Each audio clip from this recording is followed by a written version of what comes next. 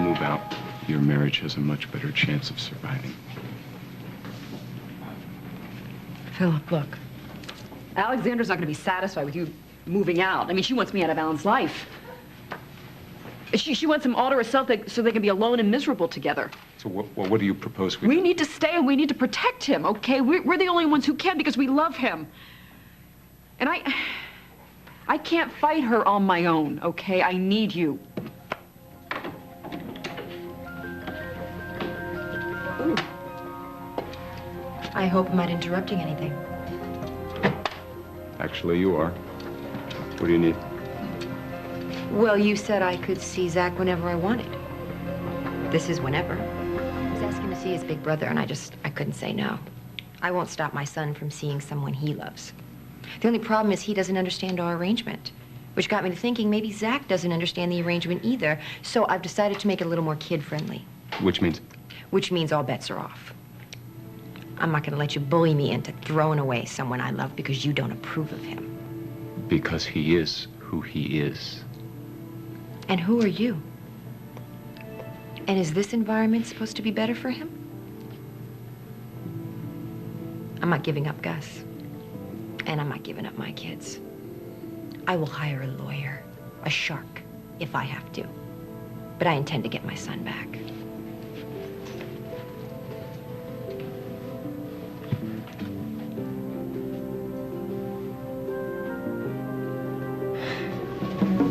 Philip, darling, have you missed me? Well, that all depends. If you have returned home with a new and improved attitude towards your family, then yes, I have missed you desperately. And I'm delighted to see you. Thank you. You know, ever since I came back, you have misunderstood my motives. It's not like you, Philip. It's not like you at all. Well, you know, you raise an interesting point. I wonder how well we do know each other now. You've been gone for years. You come back and you take the company. And no, not just take the company, then you decide that you want to destroy my father and his marriage and apparently me as well. Oh, that's not the aunt that I remember. No, I have never had any intention of destroying you. Really? Yes. You're holding a videotape of me kissing my father's wife on his wedding day, waiting to spring it on him and destroy all of our lives. No, you're right. How confused can I be? This has been a wonderful family reunion. You know, your wicked stepmother is a threat to this family, not me. All I am doing is I am trying to step in to save you from yourself. Okay. And what about Alan? I'm trying to do everything that I can to help him, too. By taking his company and sabotaging his marriage. Great. What? I just think that you feel guilty because you know that it was you that caused your father's heart attack. No, there's something you're not telling me. What is it? What don't I know? Okay, Philip, what you don't know is your father's true condition. Did you know that Dr. Kirby had told him that not only can he not work, but he cannot exercise, and he cannot exercise his marital rights? Don't look at me like that. I just thought that you should know the truth. I'm sure you did. I'm sure you just couldn't wait to tell me that my father's not sleeping with his bride.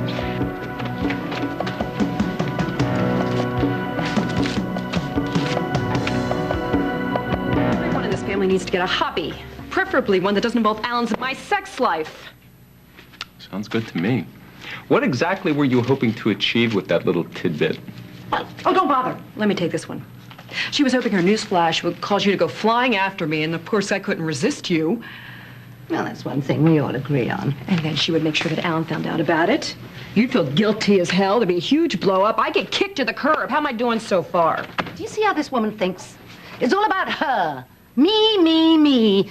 You should let us finish our conversation. She would have heard me say to you that it's time that you got out of this house before it's too late, Philip, before she gets her claws into you. I'll show you claws. All right, okay, enough. That's enough for today. Here we are. Oh, all right, okay. Listen to me. I want you to stop this. This is really beneath you. It is. Your help is not wanted or needed. And you know what? If you keep it up, neither are you.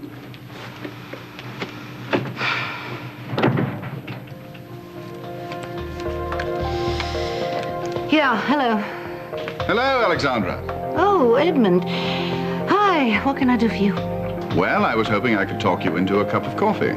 Oh, what a great idea. I could do with a little fresh air. Good. How do we say the Beacon in half an hour? No, let's make it 45 minutes. Half an hour, Alexandra. Don't be late. Okay, that's it.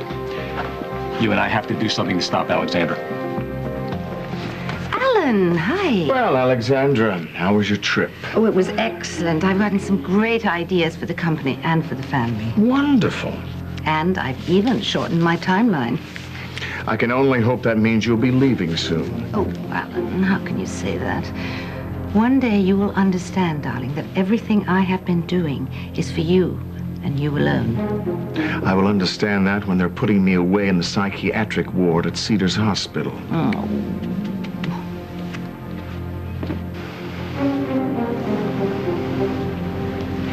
How are we going to stop her, Philip? She has us by the throat with that stupid tape. I don't think so. You crazy? No.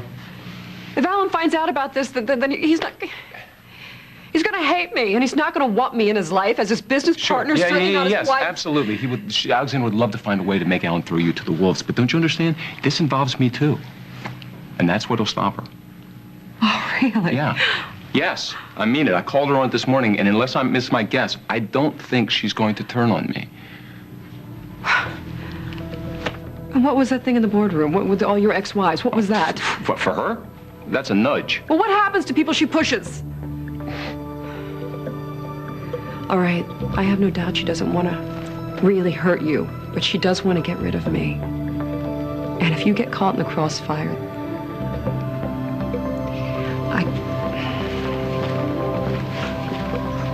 Wait a minute. What? Alexandra wants to destroy me by showing Alan that tape, right?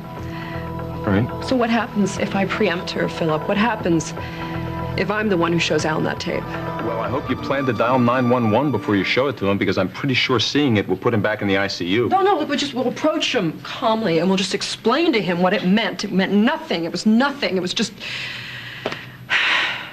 It was wedding day jitters. It was unresolved issues. We were stuck in an elevator and we kissed, okay? It was nothing.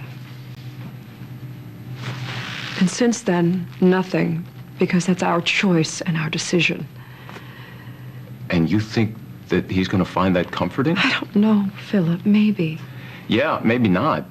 Maybe he'll have another heart attack. I mean, let's be honest here. Our plans have had a way of backfiring. Well, it's not going to this time. It won't, because it can't. I want him to get better, and there have been too many mistakes made, mostly mine, and I have to find some way to make this up to him.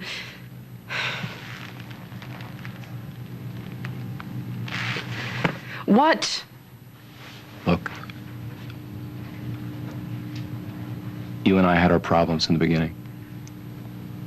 But I know you're trying to be a good wife to my father. And I respect you for that. I really do. I want him to have that.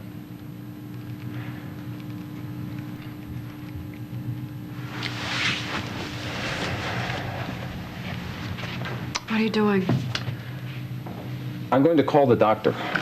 Dr. Kirby, Philip, we know what he thinks. No, not Kirby. I'm going to call Dr. Pierce, Rick's specialist.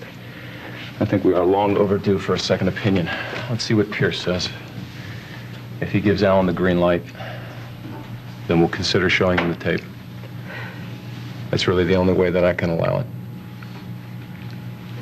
Agreed. Bring on Dr. Pierce.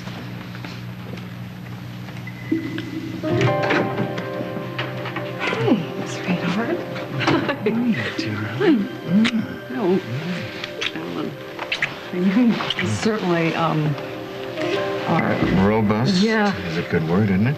Listen, why don't you and I adjourn to the bedroom and continue this? Not until Philip's off the phone. I know. I'll tell you in a minute. Look, you always told me it was a good idea to examine the entire playing field before a game, right? That's exactly what we're going to do. Yeah, Dr. Pierce, it's Philip Spaulding. Listen, I don't know if you're... Yeah, yes, in the hospital with Rick Bauer, right. Look, I know you're a very busy man, and I will come right to the point here. Any chance I could talk you into making a house call?